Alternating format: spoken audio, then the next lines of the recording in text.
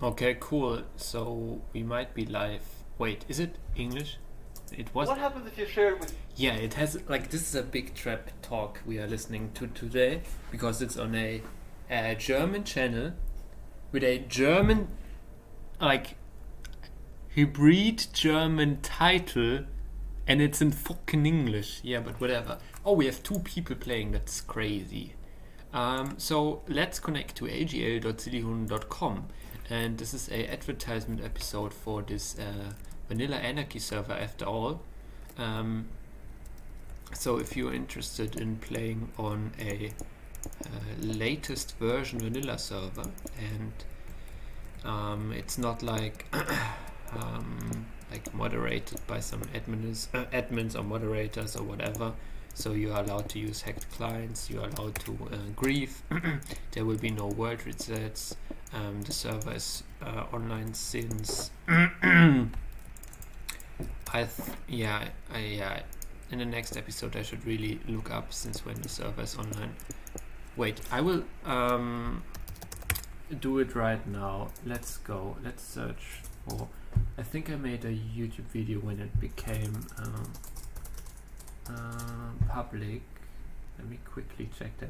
So it's 1 year might be a little bit ambitious. It's officially a public server since 8 months, and there has never been like a real player activity. Yes, you might have seen in like older episodes.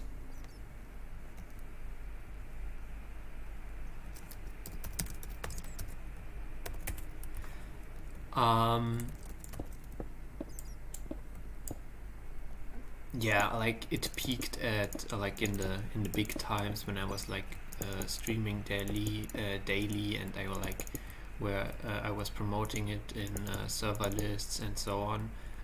We had like I think 8 players maximum, something like that. So it's a very chilled server. And yeah, so if that is something for you, I can highly recommend checking it out.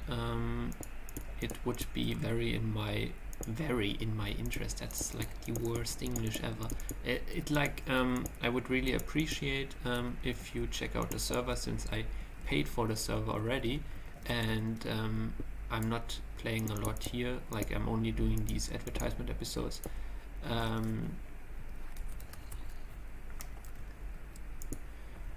So yeah, I really don't like the fact that it's so obvious that it's my server, because it like gives a bad impression for players joining if there's only the admin online. It usually this is the case for like smaller servers where only the admin is playing and he's running around in operator status and doing shit and teleporting to the new players and so on. But that's not the case here. I'm like my account does not have operator status, even though I'm hosting the server. This is to ensure like the anarchy aspects of the server. I mean, first of all, I don't need operator status. Second of all, I really want to play here as a user, because I also made the server for me to play on, because I wanted to play on a vanilla anarchy server and I didn't find any like small vanilla anarchy servers that are like somewhat guaranteed to not go away after a few weeks, because that's usually the case for those small servers. So I decided to take some money in the end and invest some coins and that's how I got the server. So it's already paid in advance for a few years. That's how I guaranteed myself that the server will not go away, even if I get homeless and unemployed and I don't have any money anymore. The server will still be up and running for a few years. So that's kind of cool. Also for you, maybe, if that's your interest. And also I chose a host which gave me unlimited disk space, so there's no need for world resets, even even though like people using speed hacks going to the world border. I think we are currently almost at 200 gigabytes. We've been there like forever because like the active player Lide used to be really active here, visited the world border once and stuff like that. That's where the server world size increased a lot, but then this was only a short spike and there's not a lot of player activity anymore, and nobody like loading like these big types of world data anymore. So yeah, so if that is a server that interests you, I can highly recommend you joining. Well, if it's something for you, then I can recommend it. Yeah, so if you don't want to play alone here, it's probably wise to bring your friends. But if it doesn't bother you, you can also like take advantage of the server being so empty and like just play Minecraft vanilla single player here and have your world synchronized over devices without like yeah, having to bother about it. If you understand what I mean, like you can just play here, and if you want to continue playing on your world and your laptop exploded or whatever, you formatted your hard drive, or you changed device, or you're at your friend's house or whatever, yeah, this world is still up and running, and if you have still access to your Minecraft account, yeah, you can continue playing here without any loss of data, which, well, that's like probably the wrong thing to say, because like if you build near spawn and occasionally there are players, as you see right now, they might destroy it, and there's no way like to protect against that. I mean, you can put some effort in protecting your base. The best technique is probably just to go far away, so people yeah, do not want to spend the time hunting for your shitty small base if it's like super far away, and also it's hard to find. Who is he talking to? Yes, so oh, I didn't check if I'm even online.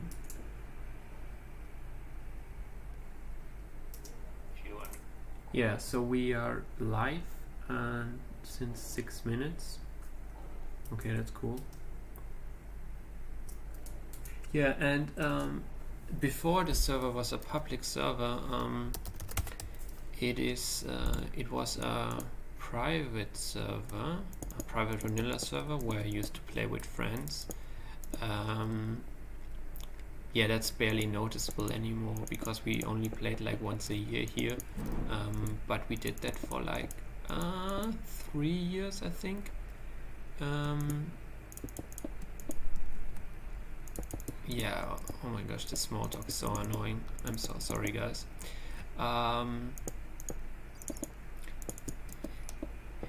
Yeah, so like there's some like small leftovers of that period of time, but like we had around, I think, 2 or 3 bases. One was directly at spawn, that is like removed without any trace, and I think the only thing that is somewhat noticeable is my slime farm, but I also kept maintaining that when the server became public, and it's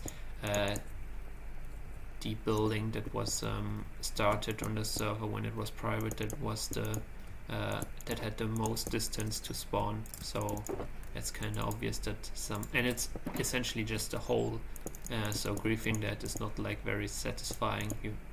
I don't know, you probably have to lava cast it, which actually happened, so it is lava casted, but only above, not like the whole inside.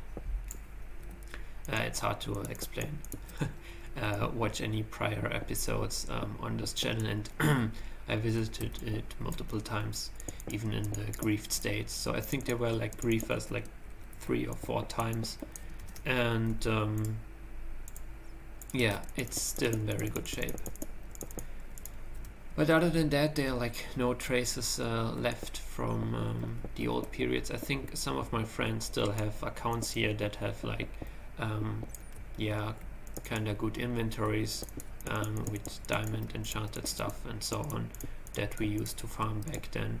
But compared to the current wealth of the server, with Lide and me duping the shit out of everything and having totems look at my stuff, we weren't that rich. We were like early end game, but no super Minecraft pros.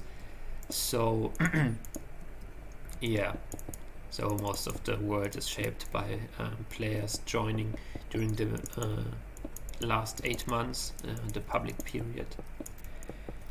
And yeah, so as I said, I somewhat created a server for myself to play, because I enjoy playing in these anarchy environments. But I'm not the hugest Minecraft fan. I mean, I used to really enjoy it when I was younger, like 4 to 5, 6, 7, 8 years ago. But yeah, things changed, and I fell in love with a new game.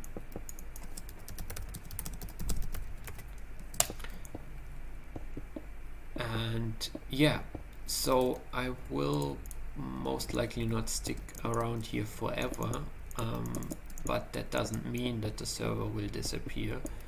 If there are some players, I will most likely keep the server up if I can afford it. And yeah, if there's some interest. Currently the interest is like almost zero, but we still have players from time to time. We have a bad door.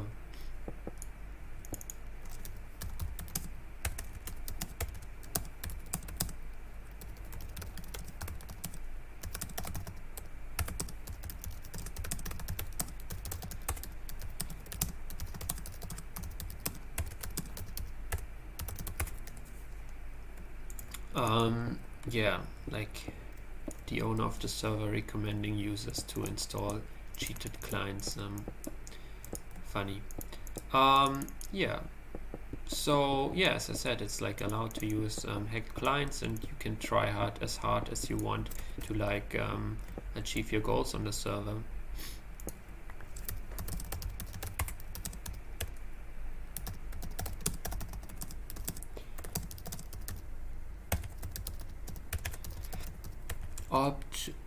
Oh my gosh, options to txt.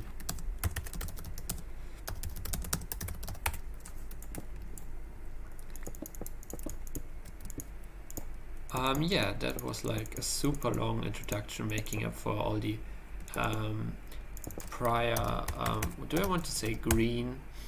I don't want to say green, but I say green. Why is he even asking? What is wrong with that guy?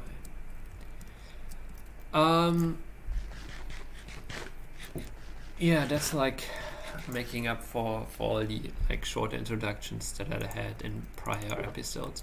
I feel like this is going to be a longer stream. Also, like the video that I prepared for today is like 1 hour. Maybe I can make a did I do that at some point to have like 2 video streams? No, I think I cut the stream, but like for YouTube videos I thought it makes sense to have like multiple videos a day. But if you're live all day, I don't know what is more efficient. I think in the end it makes sense to yeah, so for the uploaded videos that stay on YouTube, I have like, if I stream like for like say, let's say 2 hours straight, and I have one stream, that in the end becomes one video on YouTube with one title. And yeah, so if people use these keywords to search for stuff, they will only find like one video, right? So there's like only one chance to find it. But if I split it into 1 hour videos with different titles, it doubles the chance to find it later on as a video, I think. I don't know how like YouTube marketing works. As you can see, I'm not very efficient at it, and that's why the server is also empty. So yeah, Cool. So please make sure to join so that the server is no longer empty. And I sound really desperate, but I guess that's okay. Cool. I would say that's enough of the introduction, and let's get started with the English video on the German channel that also has a German word in its title. I mean, usually you can be sure that if the title is English, well, you can't be sure if the title is English what language the talk is in, but you can be sure if the title is not in English, the talk will not be in English. But yeah, I just got proven wrong, and I'm on the side that has no obsidian. That is so unfortunate. So I would have to fly back. Oh no. I have one obsidian though. Okay, that's bad. Yeah. So, yeah, let's get started. I usually watch some videos in the background while advertising for the server. And today we are going to watch a video from the mediaccc.de channel. It's a video from 2019 with 6,000 views. It has the title 36C3 Wohnungsbot, an automation drama in 3 acts. So Wohnung is like a German word for, I would say, flat. And yeah. So let's go. So if you're interested in that talk that I'm going to play back in the background, check out the description where there's a link to the original. There you can have better audio quality and even the video to this talk, which has some slides and the speaker's face and stuff like that. If you're interested in the server, in this Minecraft server, make sure to join lgl.silihum.com as advertised in the right bottom corner, which I finally set up again. Yeah, other than that, I cannot really recommend you continue watching from now, because it will just be me like listening to some video in the background and yeah, filling up the obsidian. Oh, I think I have to dupe that again. Oh no. Yeah, did I like... I don't want to dupe. Duping is so annoying. I think I have to. Okay, well then, yeah, let's start the video.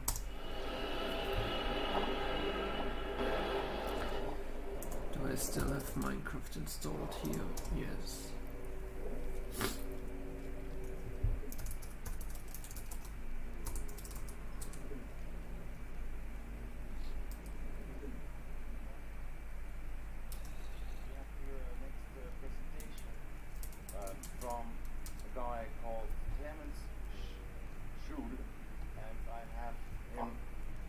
In my pocket here. It's this little man, and he's gonna announce us actually what he's going to do or what he did. I just leave the stage for him. Yes? Pay attention. Here he is. Clement. That's so cringy.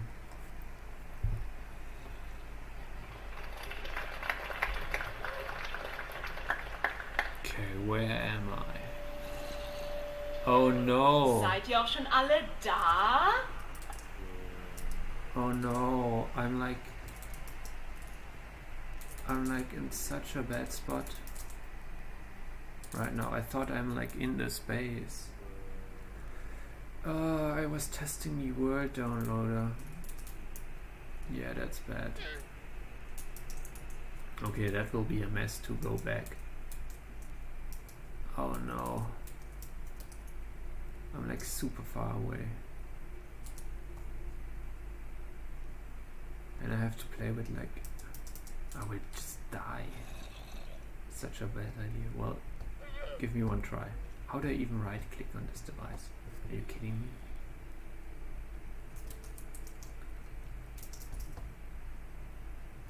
Oh no, please don't die. Okay, I'm in.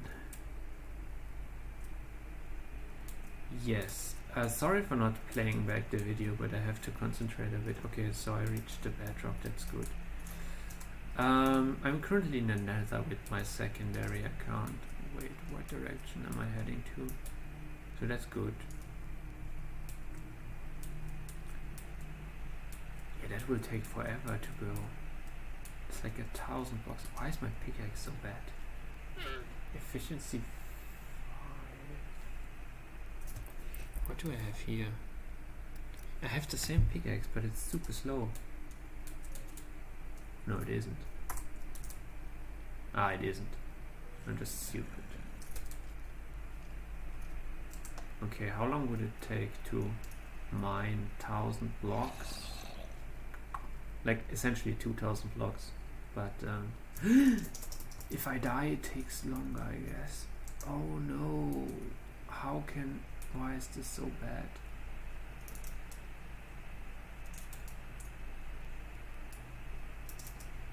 I wish I could show you some images of me playing really bad. Why is it scrolling?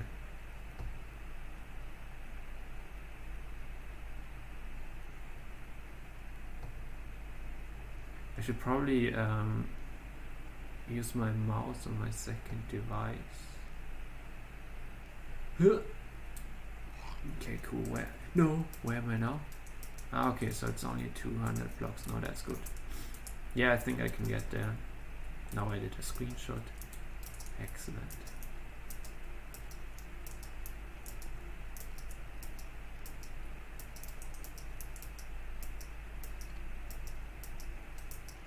What an annoyance. For real.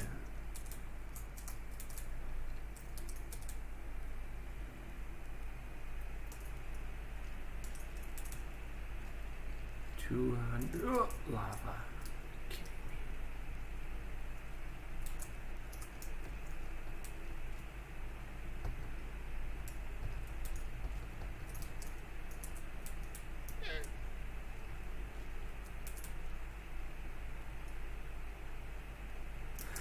Again?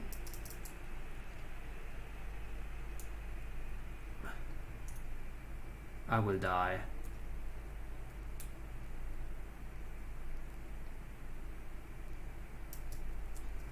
Okay, that's the worst idea. Let me quickly connect my mouse from here to my second device so that I can at least suck less.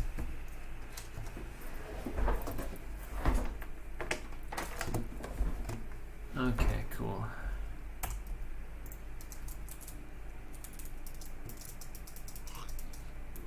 Oh, the scrolling is in the wrong direction. Wait, I have to go to my settings.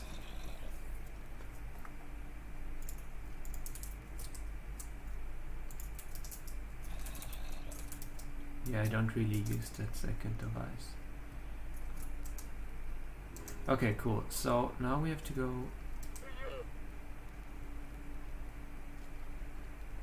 Wait a minute. I am lost in space. So we are here and we want to go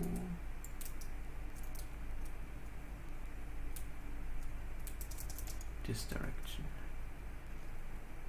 Right. 2,000 blocks.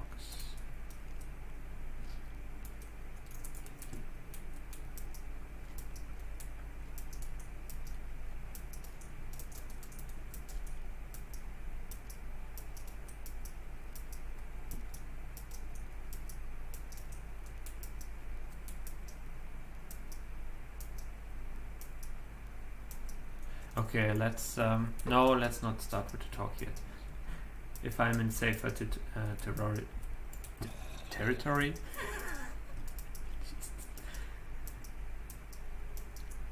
Okay, so let's see.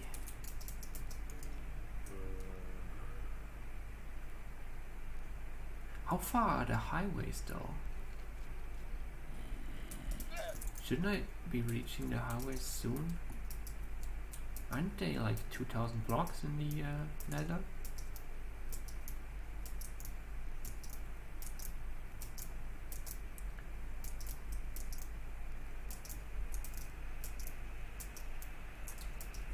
Oh, we have actual people playing right now. That's uncommon these days. Is my advertisement effort already giving back some fruits? Who knows? 13 blocks.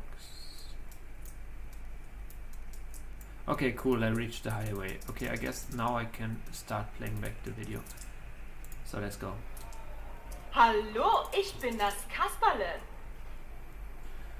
Ich möchte euch heute eine Geschichte erzählen. Sie wirkt vielleicht ein bisschen wie ein Märchen, denn viele wünschen sich ja, dass die Digitalisierung ein Märchen mit schönen, eindeutigen Verhältnissen wäre.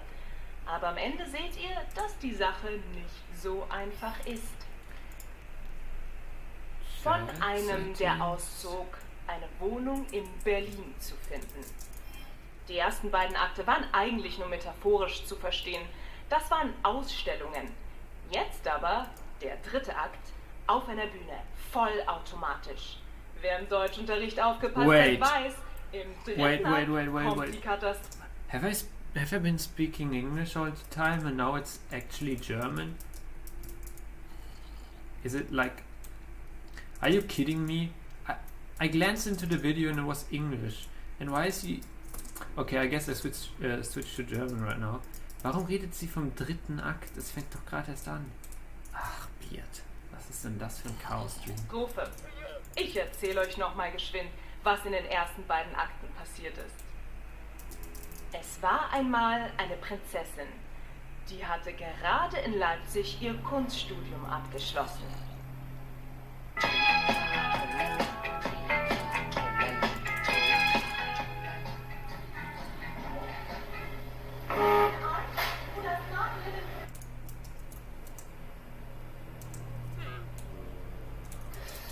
So, what you just saw was an exclusive preview for an upcoming exhibition. They are also to play about changing the language, Wohnungsbot, are you which I'll tell kidding about me? more later. And in the upcoming scene that I've just stopped now, you would have seen the princess realizing that she has to move to Berlin. So, let's talk about moving to Berlin. Let's So talk about where am I? searching for a flat in Berlin. And the situation might be similar in a lot of other big cities, but it's hit Berlin especially hard and especially fast recently. So what we can see here is flat viewing. And this was, of course, a bit out of the norm, because what happened was that someone was offering a decent flat for a reasonable price. And hundreds of people showed up. And now we're going to ask why, right? And there are deep-going, complex analysis of the situation in Berlin, but I'd rather start with something really, really shallow. How Berlin portrays itself. Berlin, city of freedom. So they've got all these nice slogans there that always end with weil es geht in Berlin, because it's possible in Berlin. And I was, well, what is possible and what is this freedom? Because really, if I look at the situation of myself and my partner, there's really nowhere it's possible for me in Berlin, apparently. And I don't also understand what should be this freedom of me standing in the cold waiting to view a flat. What is this freedom exactly they're talking about? The resource housing in Berlin has hit exhaustion. And why I'm putting this connection to the resource exhaustion here is because I think that housing is fundamentally a resource allocation problem. And so a lot of what I'm going to say here about housing could be generalized to other resources. So, of someone who went forth to find a flat in Berlin, like the fairy tale, is a project I've started as a media artist about 2 years ago, when I wanted to move back from here in Leipzig to Berlin. And I needed a flat, right? I needed this resource. And so I started looking for a flat, and it looks pretty much like this. You sit in front of your computer all day, and you're refreshing these same websites endlessly. It's really mind-numbing. You sit there, and you sit there. This is day one. It's day two. I hope I'm boring you by this point, because it's really boring and really annoying to search for a flat in Berlin. You're just wasting your time there. But then by day three, I was so annoyed that I thought, well, actually, I do have a background in computer science, and this is not exactly the thing I like to do.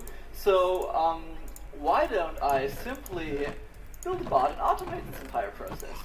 And there I am building this bot, which from the outside I admit must look exactly as boring and tedious as searching for a flat yourself. And to do this, I deployed some cutting-edge technology. I'm going to spill some secrets here, so prepare. Which is basically, did exactly the same thing as before, just automated. I was using a browser before, so now I'm just going to automate my browser to do the same thing as before. And so a lot of people ask me, well, are you hacking this? Are you accessing their API? No, nothing. I'm just using Firefox as before. Wait. The nice little fast. Is it fixed? Are you kidding me? I was told it's not fixed in the update. Is that fixed?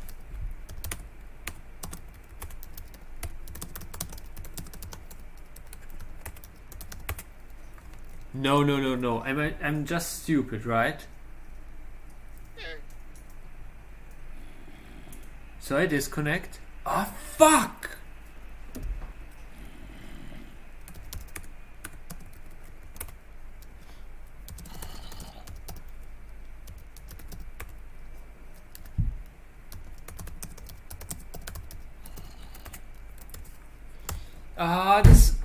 All this effort to like travel. Hello, you. I'm full rage. And Selenium, which is a way to talk to Firefox to make it do things that you would usually do, and then Python, which is a programming language I like for its simplicity. And what you're doing when you search for a flat is that there's this button. So you're looking for something. I don't care. It's more like I don't know, right? Which is German for submit web page. And you say, well, it should say submit or Anfrage senden, which is German for submit this request. And then you're clicking on it. Cutting edge technology.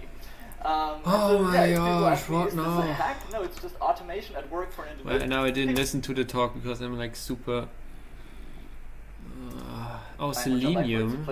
Is it Selenium? And what you're doing when you search for a flat is that there's this button. So you're looking for something on this web page, and you say, well, it should say submit or Anfrage senden, which is German for submit this request, and then you're clicking on it. Cutting edge technology. And so, if people ask me, is this a hack? No, it's just automation at work for an individual, which seems to be something that we're so unused to that it seems like a hack. But it's a hack as in you're using this really dumb old school technology to do something because you've kind of understood how it works, but you're not doing anything unusual, really. And one thing I want to find out is that building this bot is something I personally enjoy. So I rather spend my time building a bot than looking manually, although I must admit I probably spent as much time tinkering on the bot than if I had looked for the flat manually, honestly. But I'm also pointing this out here because a lot of us here enjoy coding, and so we always think, oh, I could automate this rather than doing it manually, but sometimes that thing that we're automating also for other people might be something they enjoy. So we should take a listen to kind of, we're automating parts of society that maybe there are people that enjoy doing this, but I'm sure there's no one who ever enjoyed looking for a flat online, so I feel good there. And then I found a flat through this process. I wouldn't have found this flat otherwise.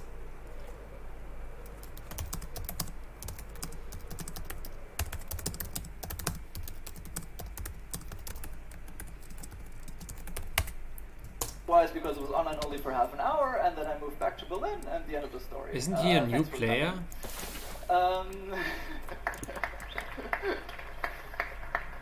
Which is of course not what happened, because people started asking me, oh, I'm in this dire situation, a friend of mine is in this situation, and I get messages and messages, and I started wondering, is it fair if I give these people that happen to know me, who are often computer scientists themselves, to give to them these tools? Because it's unjust in a sense, right? So let's review what happens if you build a bot. I mean, it works. We see this, I have a flat in Berlin now, it works. It fixed my situation, but it's probably unethical because you're getting this advantage, right?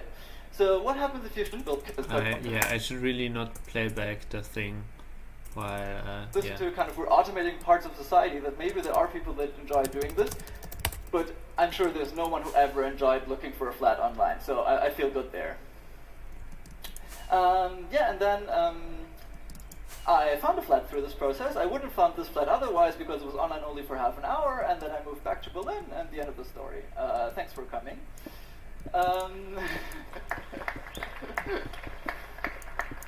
Which is of course not what happened, because people started asking me, oh, I'm in this dire situation, a friend of mine is in this situation, and I get messages and messages, and I started wondering, is it fair if I give these people that happen to know me, who are often computer scientists themselves, to give to them these tools? Because it's unjust in a sense, right? So let's review what happens if you build a bot. I mean, it works. We see this, I have a flat in Berlin now, it works. It fixed my situation. Yeah. Let me view that on my second screen. Oh, I don't have a lock here, right?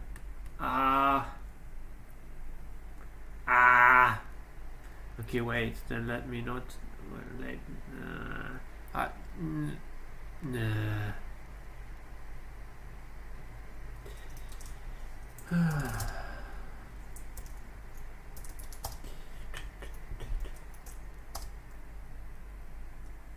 No.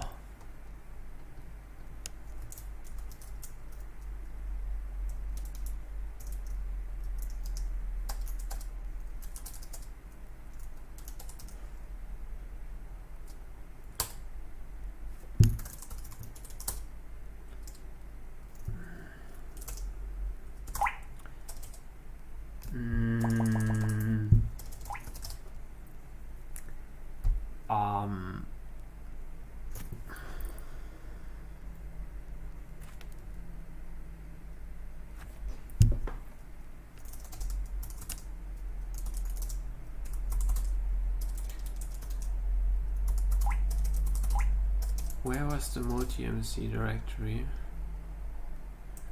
Yeah, I see that you see me.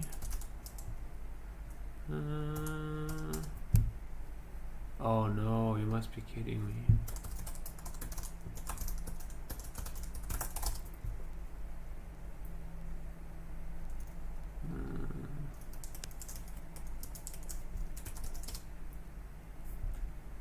Yes.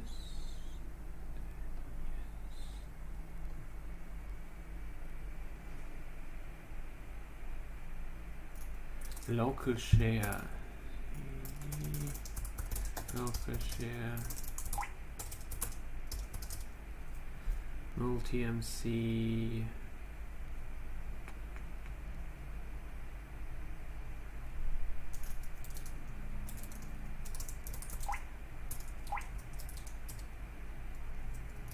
No.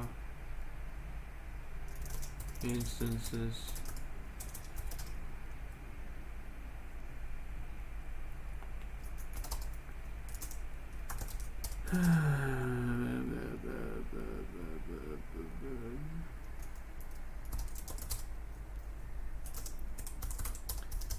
Minecraft blocks tail F latest. No. Fuck K.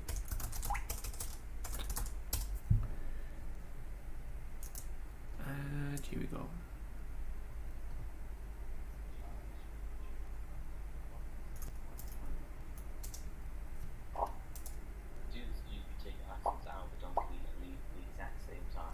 Okay, so let's figure out how this dupe works.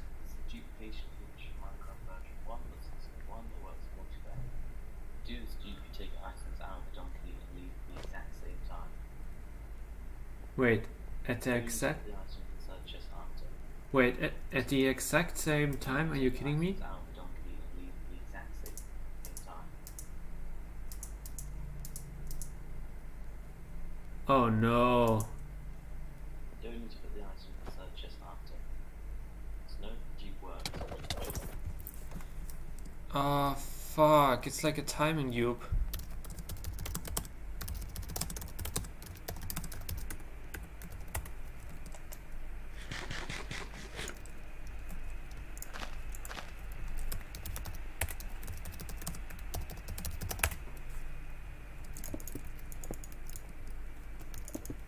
This dude is so annoying. I don't feel like going back to my base and trying to dupe again because like he's messing around here. Could you just die, please?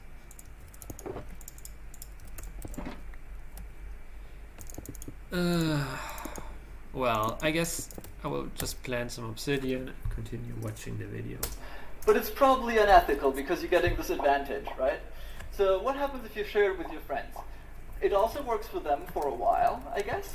It also kind of fixes their situation, and it's still problematic. And then you're like, oh, I'll release this on GitHub and everybody can use it. But that's still your friends. It's still people who can use this technology. The first version of the bot I couldn't give to anybody who was not technical because you had to configure it in the command line, all these things. That's not public. That's still your friends just internationally. So what if you give this to the real public? Will it still work? Will it fix anything? And most of all, in what ethical situation are we there if we're doing this? Also, how do you even do that? How do you give a bot to the public? Because you're still in this resource allocation problem. You're still fighting for the same resource. You're still competing. So there's often the incentive to not even give it to everybody. And not everybody can be satisfied. It's not something I can fix magically to give a flat to everybody in Berlin.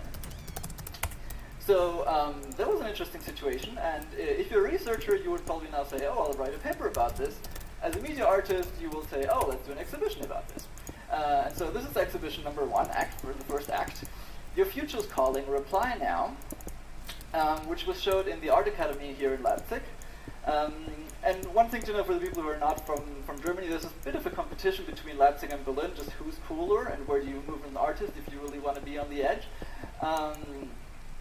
And it was hanging in the atrium of the university, so it was confronting everybody the moment they entered the school. And what you see up there hanging is a banner, which is using the same slogans as we saw before. And it reads in English, search for a flat on the cultural metropole, secure your career as an artist, because it is possible in Berlin. And by this stochastic approach, I thought this is the language that you actually reach artists with, hopefully.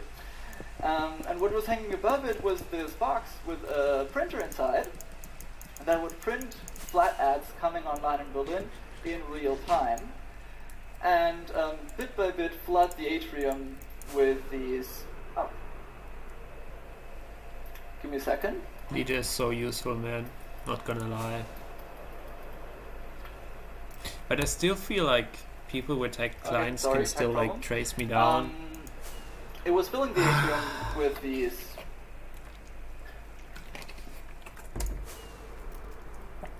Here we are. With these ads.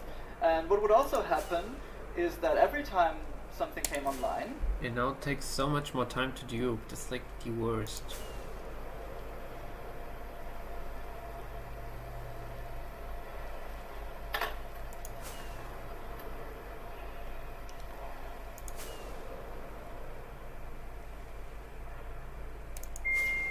Yes.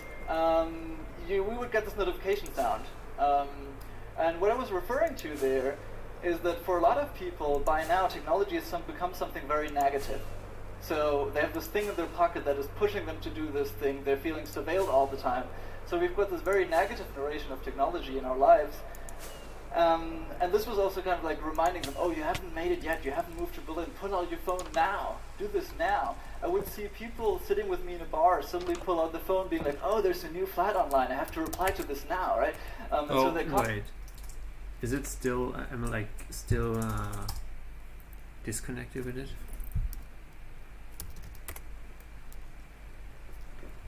I'm probably just stupid. Let me check. I thought the llama's gone, but it's probably just disconnected with me, right? We will see in a second.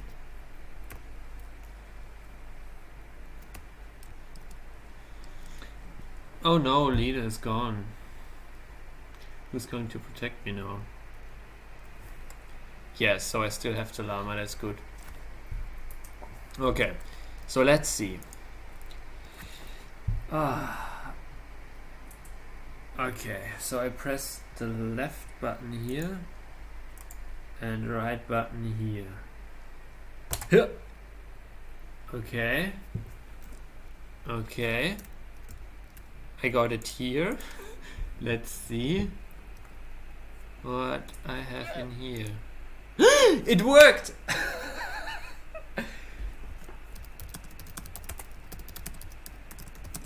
How do you spell tedious? Annoying and slow.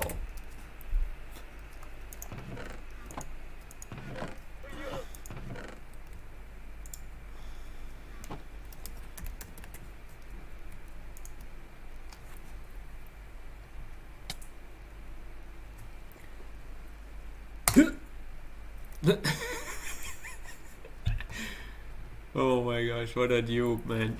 I wonder what the hit rate is, like how many times do you mess that up? Let's see. Yeah, I messed it up.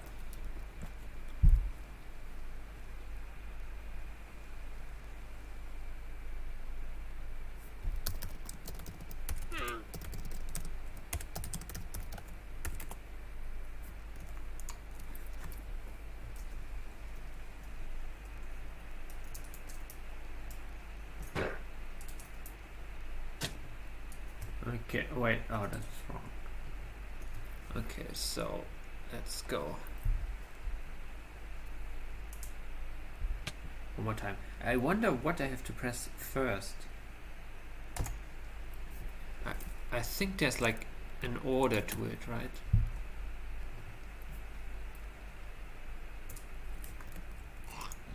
Oh, come on.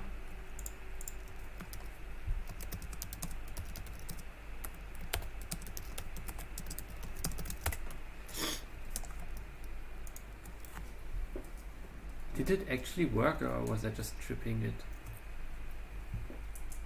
I mean, I have it on camera, right? So...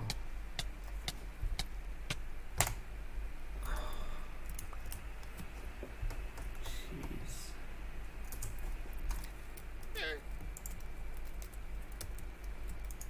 Okay.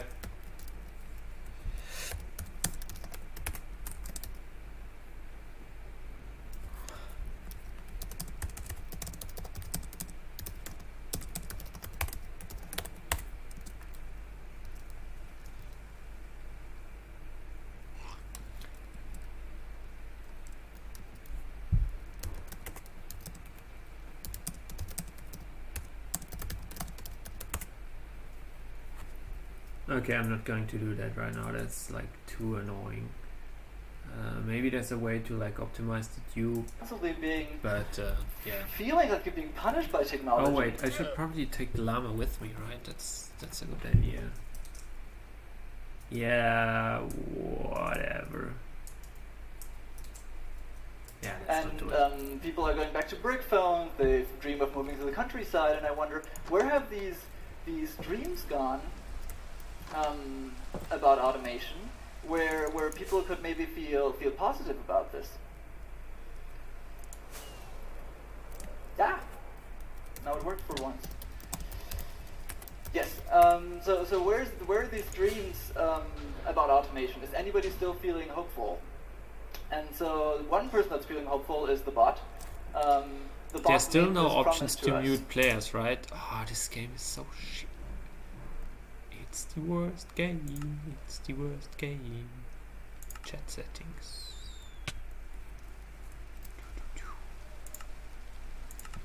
Mute player. Where can I mute players? Why is this not a feature? Can anyone tell me, please? Arg. The bot said, well, I can fix this for you, or we can come back to new utopias. And so if we want to give this to the public, if we want a public utopia, we need a lot of computers. And then we can show this to the public. So I selected this shopfront in Neukölln, which is an area in Berlin which has been hit especially hard by gentrification. And the idea was that people could come there and sign up during the exhibition for the Wohnungsbot. They would configure it for themselves. And then it would be day and night and search for a flat for them. And people in Berlin really know the interface of these platforms, so it had this strong impact on them. They would walk past it and be like, whoa, this would be cool if I didn't have to do it, but unfortunately it doesn't work. Because people, when they realized this is art, immediately thought it wouldn't work. There's this strong association people have between art thingies and things that don't work. They thought it was a video, or they thought it was that. No one believed it actually worked. But they had this imagination. I could trigger the imagination of, whoa, what if we had a world where these things were possible? And then at the end of the exhibition, I made this possible. I put it on the Wohnungsbot website. You can still download it right now. It works, wohnungsbot.de, where it was downloadable for all the major platforms. And now coming back to this, what is public if you're building a bot? Public to me means it's easily installable. You don't need to know about technology. You don't need to understand anything. And so I looked for something where I could have the same automation tools as before, So a thinly wrapped browser. And I know a lot of you hate Electron, but really, for something like this, where you need to get something to the public in an easy and understandable way, it's a great tool, because public means accessible. Otherwise, you're just building software for you and your friends. And so I spent a lot of time tinkering on the user interface.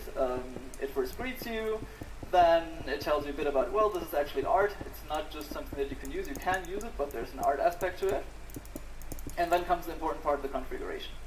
You first tell it, this is where I want to live. This is the type of flat that I need, and here I already start inserting some useful things that you usually can't do, such as saying, well, I'm not willing to pay more than 10 euros per square meter. So I'm willing to put this much money up, but only if I get more space, because otherwise you just end up with expensive apartments with little space left. Then you have to put in tons of personal data, which was not my idea. This is just what the platforms request from you. And now the cool part, your personal application. And as you can see here, it uses placeholders.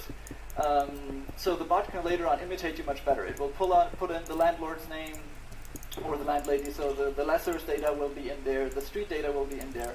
Normal people also just copy paste and do this by hand, and now the bot will pretend to be this human for you. Then you review everything if the data is correct, and then you start it, and you see on the right-hand side the normal user interface, so you can really see it acting, you can see it clicking, you can see it typing. There's an overlay for you to understand it better, but it's really just the normal website running in the background. And on the left side, you have an overview of what you've done so far. And then comes the fun part where you watch your computer writing this application for you. So now you will ask, okay, this is a nice bot. You've showed us you can build a bot, but where's the art in this, right? What's the artistic aspect of this? And so I haven't. There's one more thing I haven't shown at the exhibition yet. There was this kind of like art stopper, kind of like a shop stopper just for art, and it claimed that the artwork, which you cannot see here, is the change of the network. So what is this change in the network that I'm referring to here? There's three ways of looking for a flat at the moment. You can do it manually, you can search with the notifications the platform provides, or you do it fully automated. And when you're doing it manually, you will sit there refreshing the same website all day, because if you're not fast, you're not getting it.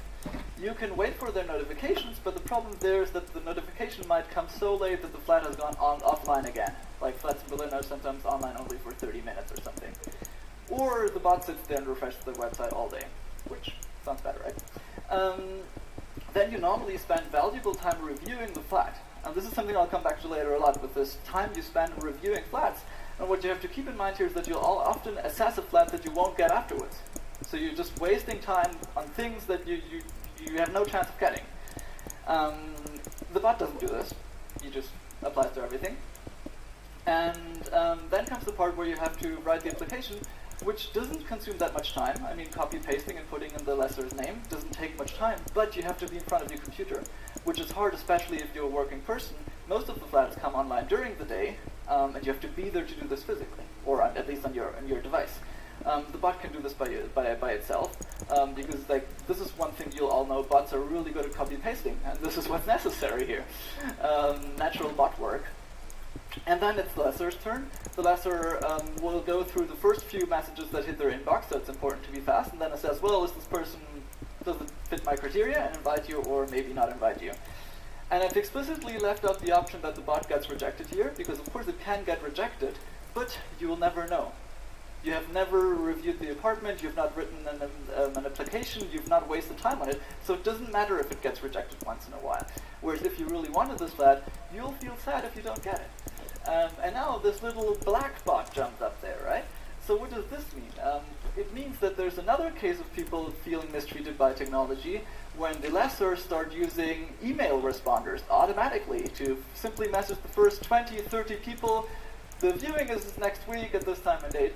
And there was this article in the New York Times recently where it said that human contact is becoming a luxury good. And so not even when you're applying for a flat, you're being treated by a human anymore. So sometimes you'll feel sad that you didn't get the viewing, sometimes you'll feel happy, but in the case of the bot, this is the first time you assess the flat. So only if you're invited, you start considering, will I really go there or not?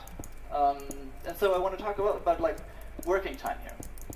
And why working time matters, and this will maybe get a bit chaotic, but I'll still try, is that if we jump on this theory of like the labor theory of value, which you might not subscribe to, but just as a thought experiment, it says that a product is just measured by the socially necessary time to produce it, that's its value.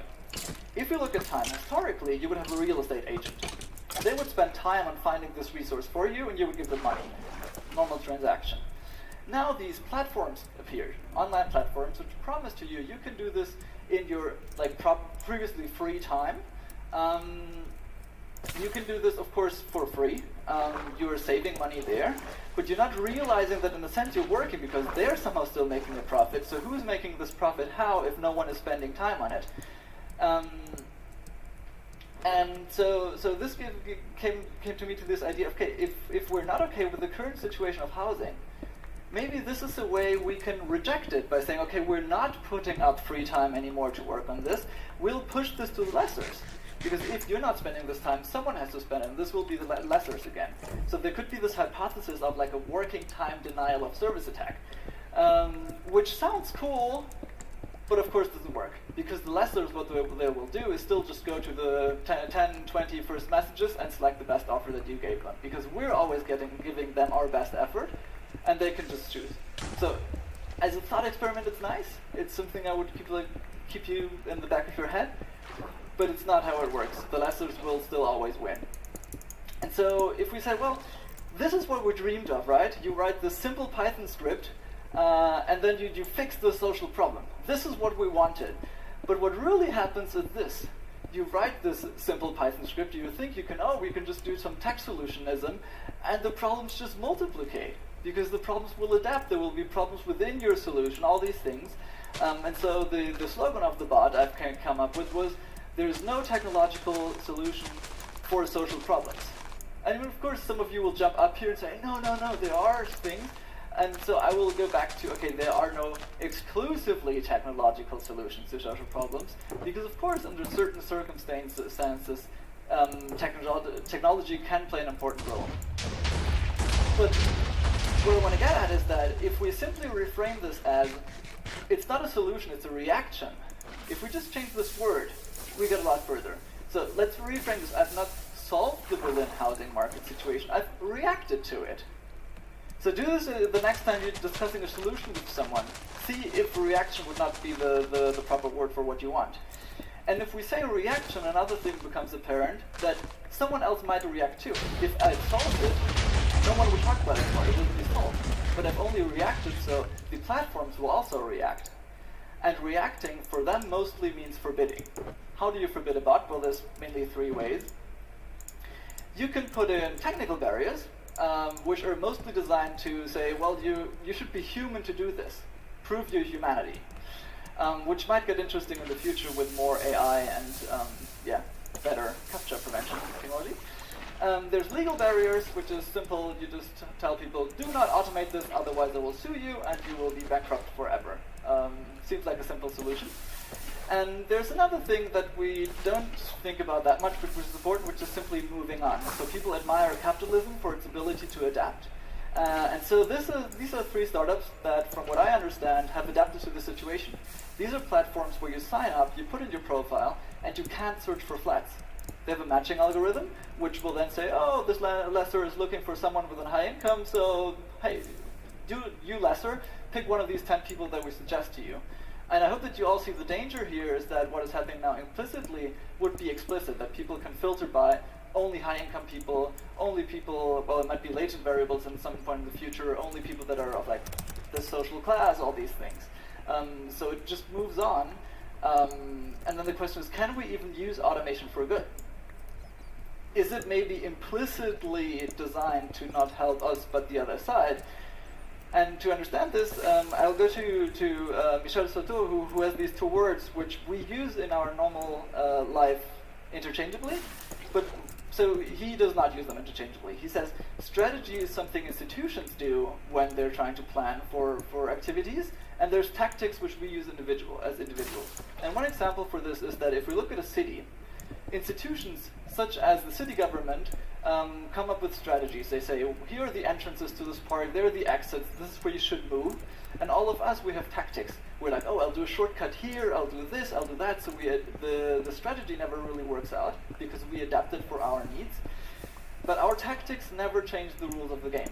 And that's the important part here. We don't change the rules of the game, we just adapt.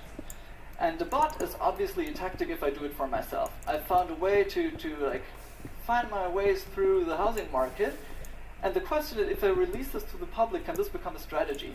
Can we scale software in a sense that we're now on an equal eye level to this really becoming a strategic thing? And the answer is, of course, not in case of the Wohnungsbot, but theoretically maybe. And how would this maybe look like?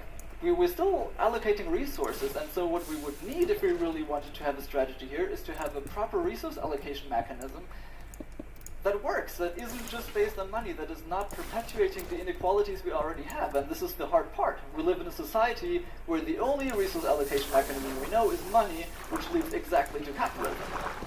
So the challenge is to find new resource allocation mechanisms, which I honestly don't know about, but there's people out there who look into this, which we should listen to. I'm just an artist.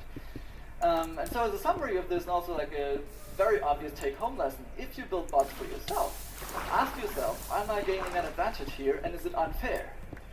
Am I giving others the possibility to take advantage of this, which will usually be your friends, either physical friends or GitHub friends?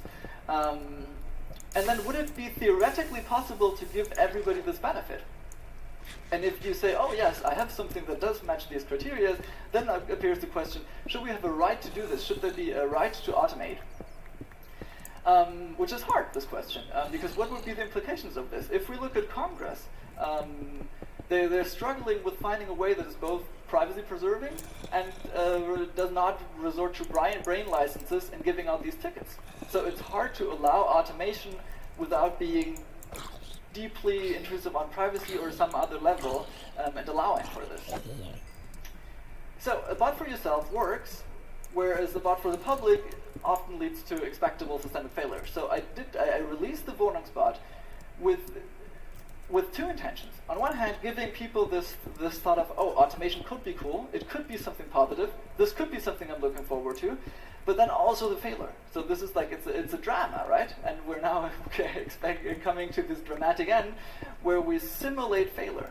We know that the Wohnungsbot currently works, you can download it, but it will fail in the future.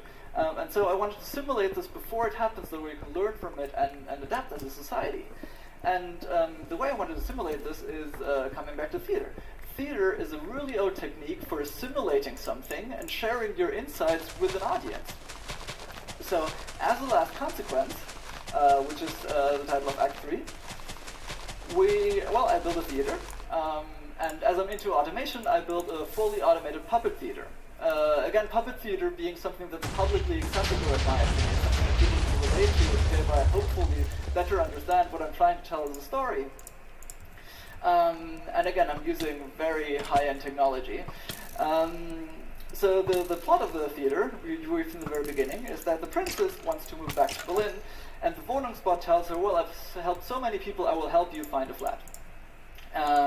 And the princess, historically in these German puppet theaters, is someone very helpless. So she's in the position of someone needy here, but if you watch the full play, you will see that she's really cool. Don't worry. The Wohnungsbot says, I can do this for you. He's helped so many people. But now as everybody's using it, the landlords and the lessors are reacting, and they have the Laserbot now, the Vermieterbot. And the Vermieterbot keeps rejecting the princess because other people with more income have also started using the bot, and her income is not high enough to have any chance anymore, and will now jump back into the play at the dramatic end with the war of the bots.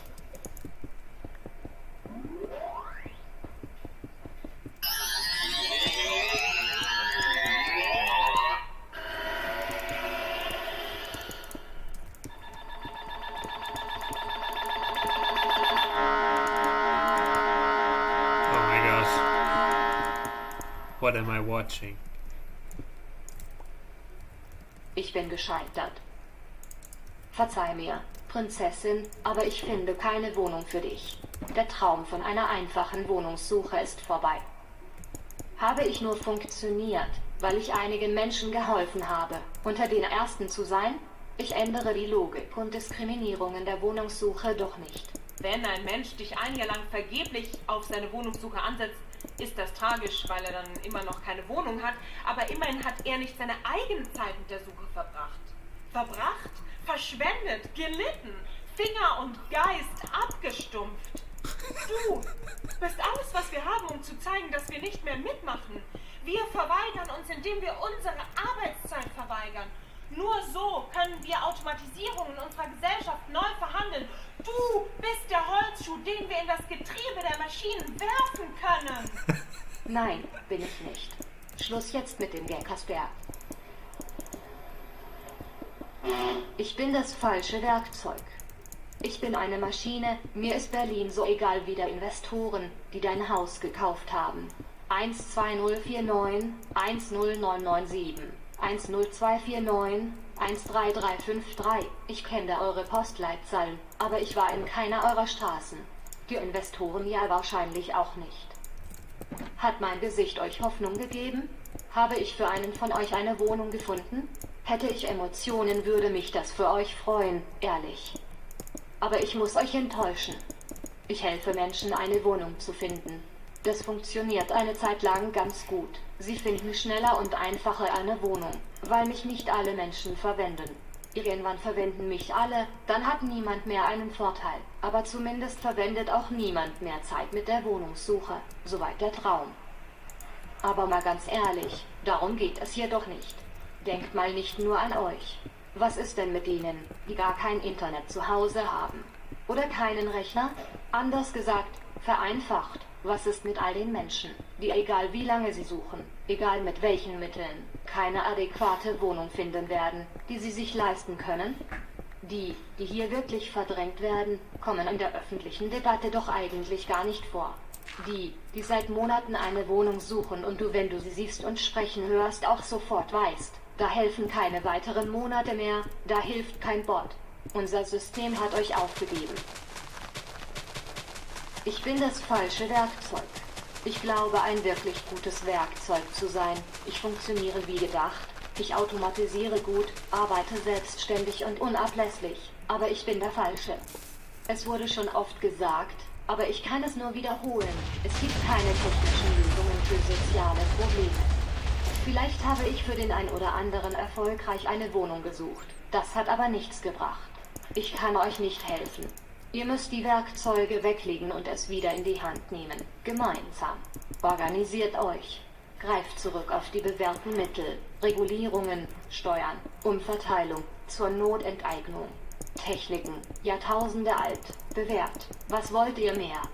Eure Wut hat das falsche Ziel. Das Problem ist nicht die Wohnungssuche, sondern der Wohnungsmarkt. Das Problem ist, dass Wohnen überhaupt ein Markt ist.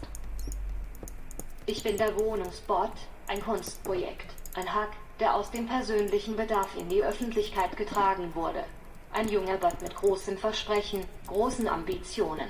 Aber mein Scheitern war immer das Ziel. Ich scheitere, um hier vor euch zu stehen und zu sagen, ihr seid noch nicht gescheitert, noch könnt ihr das angehen. Ich scheitere, um euch zu warnen. Ihr dürft nicht scheitern, auf euch ist die Stadt gebaut. Jetzt ist der Moment, in dem ihr noch einfordern könnt, wie ihr wollt, dass Wohnungen vergeben werden. Jetzt ist noch der Moment, in dem ihr mitbestimmen könnt, wie Automatisierung unser Leben gestalten soll. Jetzt ist euer Moment gekommen, nicht meiner. Voll dramatisch. Yo! Thank you, Clement. Why does he even bother to hold a presentation in English if he has so many German chunks in it? I had you in my pocket, so I can imagine some people have a question here, and please step up, take the microphone, and Ooh, now it's getting very political, I guess. Someone. Sorry for on the website, but did you plan on porting the Wohnungsbot to other cities?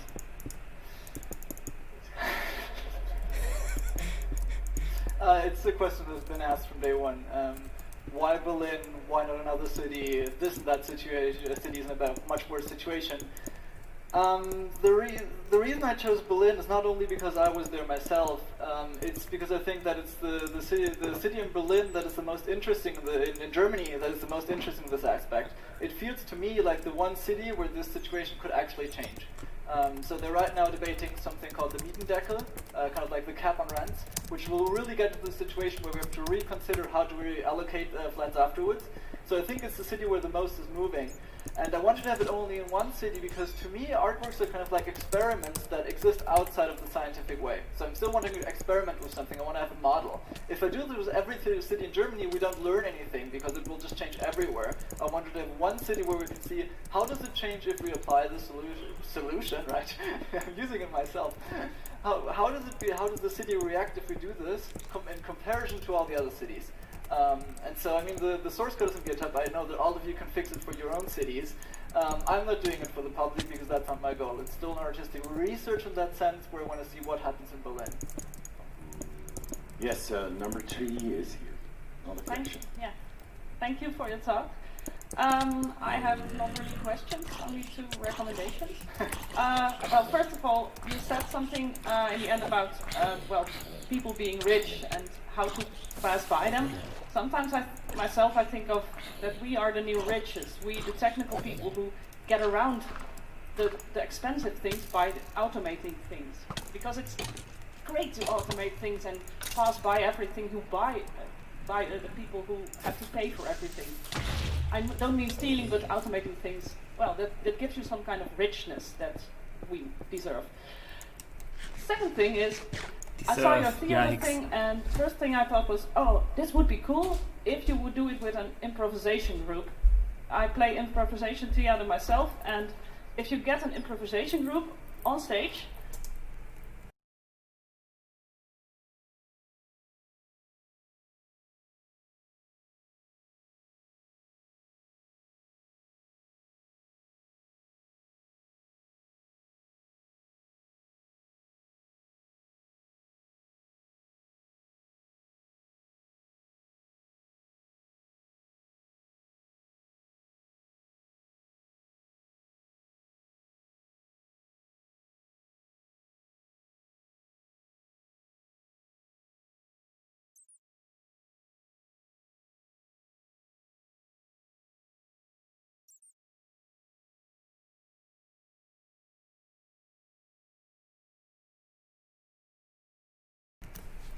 and you give them the input, I am a robot, you play the robot, and they play with you, you can get amazing scenes on and share ideas about this whole housing problem, not only in Berlin. Hey, sorry. But improvisation. Okay, the advertisement time is over. Number 2. Well, let me doing one short reaction. You want to shoot? You said, well, there's other forms of being rich, such as knowing how to code, and I think in that sense we should see capital as something very wide. Capital is not only money, it's also, there's social capital, there's cultural capital, and in the long term these all converge into one another. So it really doesn't matter if you only know how to code now, at some point you will accumulate classical capital, so we can focus on that, I think. 2 things I want to ask. The first thing is, did you check GitHub before creating everything from scratch? Because there are already projects there that work quite fine. And I want to understand. Well, at the point that I checked, there was someone who had built something that would automate parts of it, but as I was trying to point out, something being on GitHub to me is not the same as being public. And so I wanted to build something. I mean, I've built the bot twice with the exact purpose of building something that's not on GitHub, but somewhere where people can actually use it. So I was reviewing things that existed, but my goal was different. It was not just to find something for me, but to release something to the public. Okay, I don't get the part where being on GitHub does not mean being on public. I don't see the difference. I mean, GitHub is not only a place for technical people. GitHub is a place for technical people to store their work, but untechnical people can go there and go to the release pages and receive the precompiled binaries and go through the README and see the instructions and whatever. I don't see how this is like some underground geek society, how he portrays it. I don't know. The other thing I want to ask is, why did you choose such a high level of automation? advertisements on ImmoScout, for example, are deactivated after 25 non-premium requests. And if you give such a bot with a high automation to many people, this will lead to many flats going off the market very fast from people who did not even check them manually. You're pointing out one thing where you could say, okay, this is problematic, the bot shouldn't exist, you're creating a problem. And I was trying to point this out before, that whenever you react to a problem that's social and not technical, you will create new problems. And so what you're pointing out is one of these many new problems that will arise from this. The same being like, what is with people that don't have a desktop computer at home, right? I met people at the exhibition that were like, I can't download this at home because I don't have a desktop computer, I don't have internet at home. And this is where you must see, this is not meant to solve this, to do this or to that. This is an art project. I want to get into this discussion with you. I want to have people on the street thinking, okay, maybe we need different technology, maybe we need different regulation, a different society. So this is about this creating this imagination, about creating aesthetical moments for yourself, and not fixing this. So yes, there are all these problems, but that was not my focus in this. I wanted to have a theater there where people can start dreaming, rather. Okay, thanks. Thanks. Number 3, please. Hi. You basically said if I use your bot, the response rate depends on my income. What is your experience if I say, okay, but I pay more for the flat? So as it's capitalism, if I pay more for something and I say I pay more for my flat, I will get more responses? I've heard from people doing this in other countries. I've never heard of someone actually doing it in Germany to just offer to pay more. I have no idea how people react here, if there's something where they can't do it. Like, it's not something people talk about in my surroundings, so I have no idea really. It might work, it might not work, I don't know. No, I mean more, if you search for a flat which costs 700, it's really hard to find because so many people are looking for flats. But I say, okay, but for me it's fine also 900, and I adapt the search parameters. Do I get a higher response rate with your bot? If you, I mean, the thing will, if you're looking for flats for 700 in Berlin, you'll likely get very few responses because there's very few flats like that out there. I can tell you that much. I've not done any data, I was considering adding data research parts to this. I've not done, so I cannot give you any statistics on where you'll get the best response rates. It's out there, you can tinker with this, but that was not my focus here. Thank you. Are there other questions here online? No one online. Those, I think, Bourdieu is a good reference actually that you gave regarding capital, social capital. Look that up, because that's actually the next step about what is then the context and in what kind of context you want to live actually, and with what kind of people you live. Thank you for this fantastic thing, for the theater that you gave us. Thank you for it all. Thank you.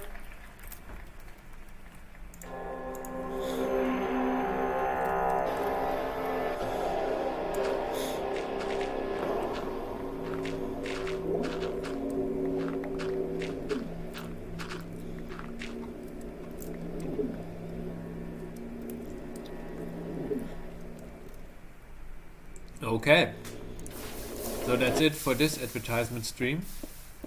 See you in the